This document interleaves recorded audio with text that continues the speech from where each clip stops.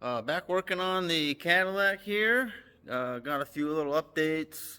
I think I had taken a video about these updates, and then somehow it got deleted. I don't remember what I said. Guess it doesn't really matter, but hopefully I catch everything that I said in that video. Got the fuel tank. So I got here a 17-gallon fuel cell, just generic universal rectangular box, right? I had some 10AN fittings welded, one on the bottom on this side, one on the bottom on the other side. I figure one I can cap off, the other one I can use for my fuel feed, whichever one works best.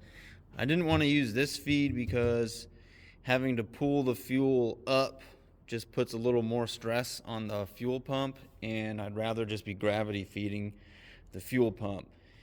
So I'll cap that one off. Got my return, got a vent with a little turnover valve in there, which I will hopefully, fingers crossed, never have to use. The reason it's still sitting here is because I'm waiting on a fuel level sender. The one that came with the tank didn't work, so that sucks. And it's gonna go right up in here, basically where the OEM tank was. I made this bar right here to sit on top of the tank, so it'll go like right here, and that'll keep the tank level while the car is angled. And I was actually able to use the stock tank straps and just made some mounting plates right here and right here on the coilover suspension bar, so it worked out real nice. The other thing I did was, this is something pretty big actually. I was really worried about, this was another one of those things I was really worried about with this project. I got the clutch pedal and master cylinder installed. So here it is.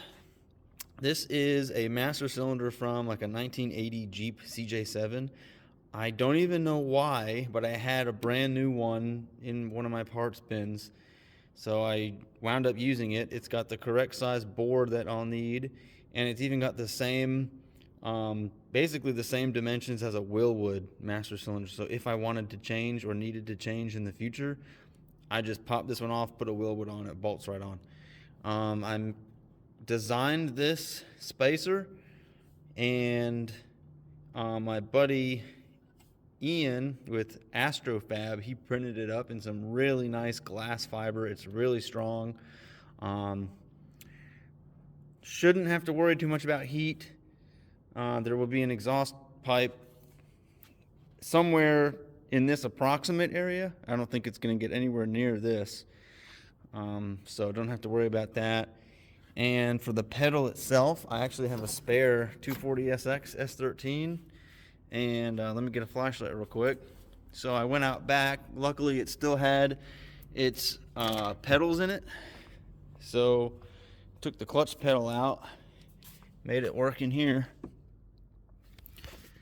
All right, yeah, there you go. So what I had to do was the top part right here that mounts to the horizontal-ish surface up here was too high, so I cut it off, cut some material out, moved it down, welded it back on. Then the pedal itself, I had to extend a little bit, like 1.25 inches maybe, and then I reinforced it. That's what this is right here. It still sits a little in front of the brake pedal, but I think this is the best I'm gonna do as far as using this pedal. I looked into using a Willwood universal one. The cheapest and only one I found was like $100, which isn't too bad, but you see how this pedal is offset from where the master cylinder is? That's what I needed. And the Willwood is not offset. It just comes down straight. So that wouldn't have worked, I don't think. I'm just gonna have to get used to driving it like this. Now the other thing, to make it fit, I had to cut down the Cadillac brake pedal. Luckily the Cadillac brake pedal, the metal part under the rubber, is actually the same height as the 240SX pedal. So after I shaped the brake pedal just like this pedal, I'm able to use a 240SX pedal pad. So I'll have matching pedal pads right here. So that's nice. Oh, what else? Oh, yes. I actually went ahead and put in a double din radio. These cars, technically a double din radio doesn't fit, and so I had to take some measurements of the opening in the dash, and I 3D printed, designed and 3D printed some brackets that screwed into the dash, and then the radio screwed into those brackets, and then this trim ring also screwed into those brackets. So the only real ugly thing is you can see these screw heads, but at least they're black. Like, you know, they're the same color, and there's a little gap right here because, you know, all my measurements were done by hand, so it's just an estimate. Let's see. Oh, what else have I done so far off camera? Oh, I got my brake lines installed, the braided lines from the master cylinder to the hardline connection points, respectively, for front and rear. And I think what I'm going to work on next, oh, I got a little radio antenna installed here. So I got my radio tunes, if you can see it up in there. And I think what I'm going to work on today is everyone's favorite thing, some wiring. Yay! So this here is the engine harness. Whoops. This here is the engine harness. And I think what I'm actually going to do is I'm going to leave the harness installed. I'm going to leave the stock engine computer installed. And what I'm going to do is I labeled all the, I guess, important wires that I'm going to need. For example, this is the starter relay. So, you know, when I turn the key to start the engine, this has to go to the LS relay. These get grounded. This needs 12 volts. This wire needs a ground. This is the AC clutch in case I need that, you know, for my AC. These I didn't label because, for example, you know, I probably just won't need them when I put the LS in. So what I'm going to do is all the labeled wires, I'm going to completely separate from the rest of this harness, throw them off to the side because I'll need them. All the rest of the wiring and connectors, I think what I'm going to do is I'm going to kind of ball them up, stick them in here, and then make a metal cover to cover this area so you can't see it. Same thing with this bundle. I think, I don't even know. I have to go through and see what I need to reuse and not, but I think I'll actually wind up using most, if not all, of these wires, or hooking up in some fashion. This was actually the pressure hose from that little air pump that went to the rear air shocks. I won't need this, but it's still just kind of sitting there. This is a vacuum line that actually feeds the vacuum how do I say it? It feeds the vacuum system, vacuum relay, whatever, for the air conditioning system, because this whole AC system is run off of vacuum pretty much. And then this vacuum line right here, if I remember correctly, is for the heater hose.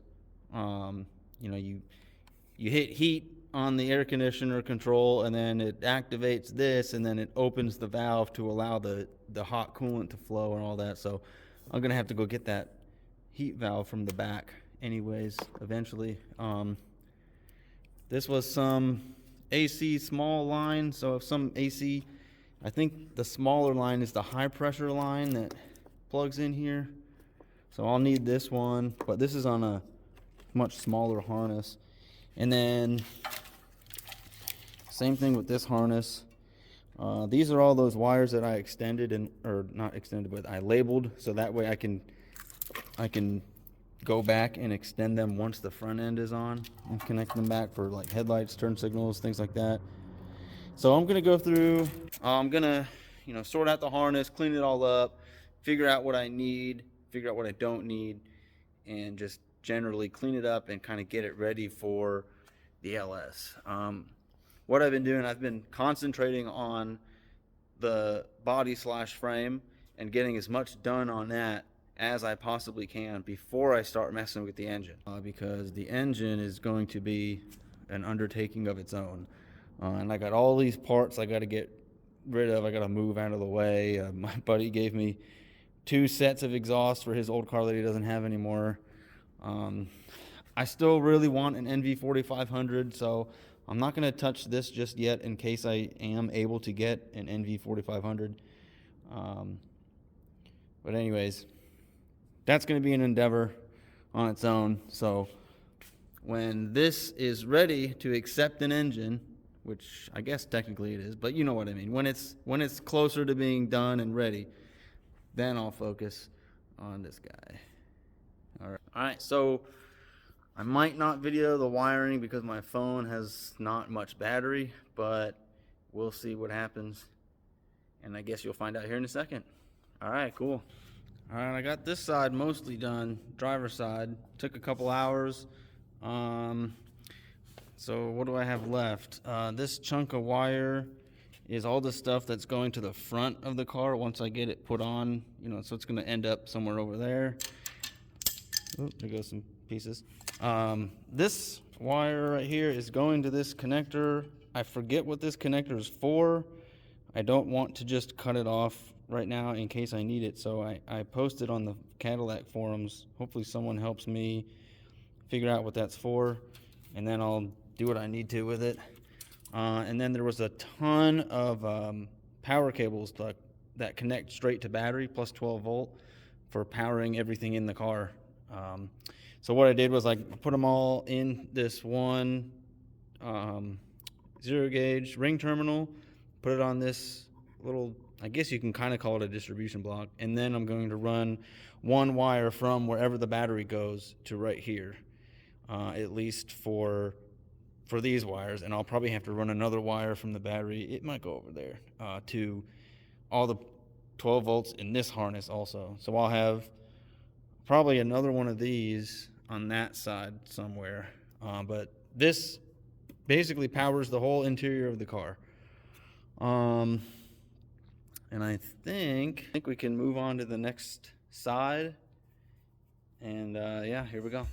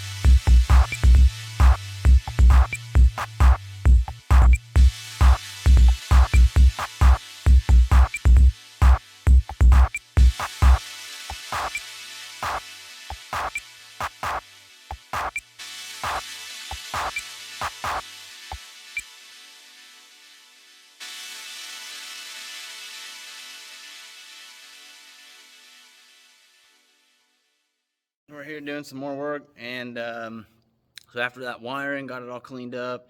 Now I'm working on putting some side tanks on this thing. So let me show you real quick what I'm talking about.